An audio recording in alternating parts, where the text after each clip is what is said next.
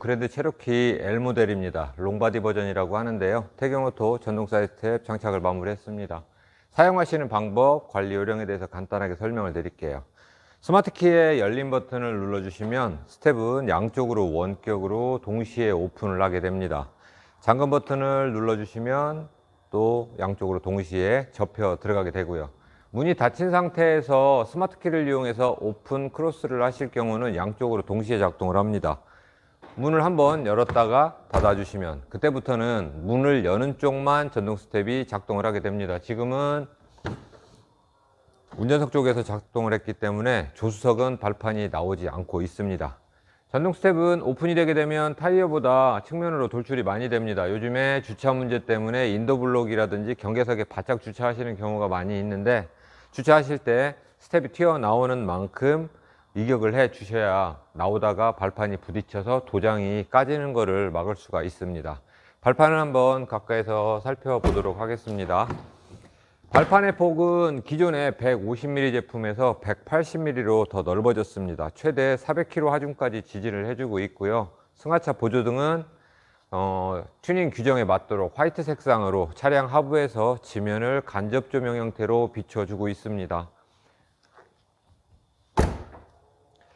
발판을 청소하실 때는 그냥 문만 열면 발판이 나오기 때문에 이 상태로 발판만 청소하실 때는 간단히 청소를 하셔도 되는데, 필요에 의해서 발판을 다 꺼내 놓고 기능을 정지한다든지 아니면 셀프 세차할 때 꺼내 놓고 문을 다 닫아야 될 필요가 있을 거예요. 그래서 기능 정지하시는 거를 한번 설명을 드릴게요. 기능 정지하실 때는 운전석 문을 살짝 열어서 스텝을 꺼내 놓고 조수석도 동일하게 문을 살짝 열어서 스텝을 꺼내 놓은 상태에서 순정 스마트키 잠금 버튼을 5번을 눌러줍니다.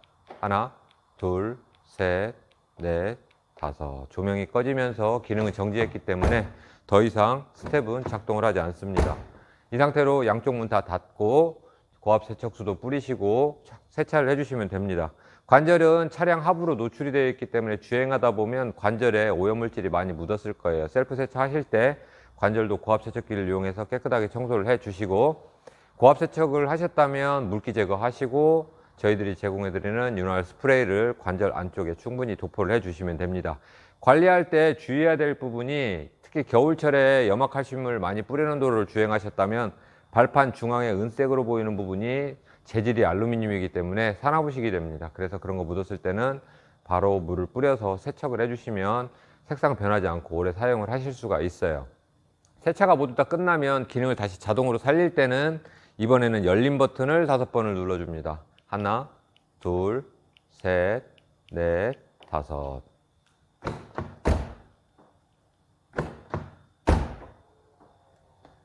네, 스마트키를 이용해서 기능 정지도 할 수 있고 활성화도 시킬 수가 있습니다. 안전장치로는 나오다가 부딪히거나 들어가다가 끼임을 감지했을 때 멈추는 기능이 있는데요. 제가 시연을 한번 해보이면, 부딪히게 되면 스텝은 그 자리에서 멈추게 됩니다. 이럴 때는 문 한번 열었다가 다시 닫아주시면 스텝은 다시 제자리로 들어가게 됩니다. 겨울철에 눈이 많이 쌓인 곳을 주행했을 때 관절에 눈이 많이 묻어가지고 하룻밤 주무시는 동안에 얼어버렸다. 그럴 때는 아침에 문을 열면 스텝은 작동을 하려다가 얼음이 얼어버렸기 때문에 부하를 감지하게 됩니다. 그래서 부딪힌 줄 알고 멈추는데, 주행하시면 눈이 녹으면 다시 정상적으로 사용을 하실 수가 있고요.